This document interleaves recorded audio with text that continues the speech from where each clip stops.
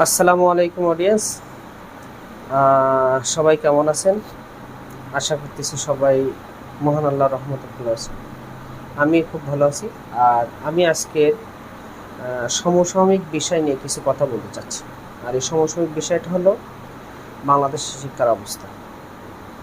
তো যা হোক, আসলে বাংলাদেশের যে শিক্ষার অবস্থাটা হচ্ছে আর আমাদের যুগে যে পড়ালেখা ছিল, টোটালি ডিফারেন্স। তার কারণ দেখেন, আগে যখন আমরা পড়ালেখা করতাম, অনেক স্টুডেন্ট ছিল হাতে বই হাতে করে নিয়ে পড়ালেখা করতো, যে সারাক্ষণ পড়ালেখার উপর ব্যস্ত থাকতো। কখন সেই স্কুলে পরীক্ষা হবে, পরীক্ষা সেখানে ফার্স্ট স্থান অধিকার করবে না সেকেন্ড স্থান অধিকার করবে, ইত্যাদি বিষয় পড়ালেখার প্রতি একটা অধীর আগ্রহ ছিল স্টুডেন্টের ভিতরে।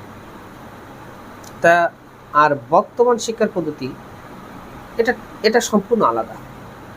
যেমন কিরম হচ্ছে, যে একটা স্টুডেন্ট সারাদিন মোবাইলে টেপাটেপি করতেছে, পরের দিন যে পরীক্ষা দিচ্ছে, আর পরীক্ষাতে যে পড়ালেখা করতেছে সে যে মার্ক পাচ্ছে, আর যে পড়ালেখা করতেছে না সেও একই মার্ক পাচ্ছে। যেমন একটা স্টুডেন্ট 40 পাওয়ার যোগ্য না, অথচ সে পরীক্ষায় 90 মার্ক পাইছে। আমার অনেক দেখা আছে। তো দেখেন, এই এই যে আর যে স্টুডেন্টরা সারাদিন পড়ালেখা করছে সেও একই মার্ক পাইছে, তাহলে কেন সে বাসায় পরিশ্রম করবে, পরিশ্রম করে পড়ালেখা করবে? আমার এটা বোধগম্য না। যে চালাক স্টুডেন্ট সে জীবনে পরিশ্রম করবে না। তো আর একটা বিষয় দেখেন, গ্রামের যে স্টুডেন্টগুলো আছে, অনেক বাংলাদেশের অনেক ভালো ভালো পর্যায়ে গরিব কিন্তু মেধাবী ছাত্ররা বড় বড় স্থান চাকরি করতেছে।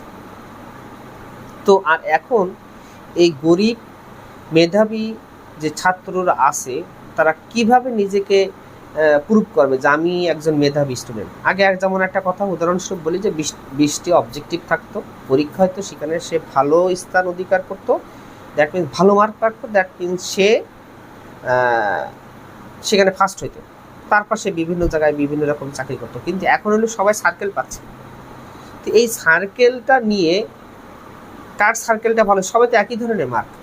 কারণ আমি বিচারক হিসেবে আসি, বাট আমি বিচারক হব, তখন আমার মনে হয় যে যার বাপের টাকা আছে, যাদের মামা খালু আছে, আমি তাকে এই চাকরিটা দেবো, আমার ভালো লাগছে ওইটা। বাট পরীক্ষা হচ্ছে না, সবাই তো একই রকম মার্ক, তাকে আমি কিভাবে মূল্যায়ন করবো? তাহলে এই দেখা যাচ্ছে কি, এই যে শিক্ষার পদ্ধতিটা, এতে আমি মনে হচ্ছে শুধু যারা ধনী ফ্যামিলি তারা শিক্ষা থেকে বঞ্চিত হচ্ছে, এবং যারা গরিব তারা একেবারে নিম্নতায় চলে যাচ্ছে, তাদের আর পড়ালেখার প্রতি আগ্রহী হচ্ছে না। এখন তারা নিজেকে প্রুভ করবে কেমন? এমনকি আমার স্টুডেন্টের ভিতরে অনেক আছে যে তারা পরীক্ষা দিতে গেছে, পরীক্ষা দিতে গিয়ে যে দেখে যে স্যারেরা তাদের একদিন আগে কোশ্চেন দিয়ে দিচ্ছে, এই একদিন আগে কোশ্চেন দিয়ে পরের দিন যাই স্যারেরা কোশ্চেনগুলো সলভ করে দিচ্ছে, অথবা মোবাইল সামনে রাখতেছে, পরীক্ষা দিয়ে তারা বাসা আসতেছে। আচ্ছা, যে স্টুডেন্ট সারাদিন পড়ালেখা করলো সেও যা লিখলো, আর যে সারাদিন পড়ালেখা করলো না সে একই তাই লিখলো। আমি এটা মানি যে বাংলাদেশ আজকের উন্নয়ন হচ্ছে, কিন্তু এই উন্নয়নটা আসলে শিক্ষা খাতটা ধ্বংস করে বাংলাদেশে উন্নয়ন আশা করা এটা বোকামির কাজ। তার কারণ কোনো জাতি যদি উন্নয়ন আশা করতে চায়, তাহলে ওই জাতির আগে শিক্ষিত ব্যক্তি অথবা শিক্ষা খাতটা উন্নয়ন করতে হবে। বাট আমাদের শিক্ষা খাতটা দিন দিন অধঃপতন যাচ্ছে। আসলে অনেকের বলার ইচ্ছা জাগতেছে এই শিক্ষার পদ্ধতি নিয়ে, অনেক কিছু বলবে, তো অনেকে বলতে পারতেছে না। যেমন আমি অনেকদিন ধরে ইচ্ছা করছি না আমি কিছু বলবো, বাট এগুলো আমি বলতে পারছি না। তো ওভারঅল দেখা যাচ্ছে কি, আজকের সকল শিক্ষার্থীরা তাদের পড়ালেখার আগ্রহীটা কমে যাচ্ছে।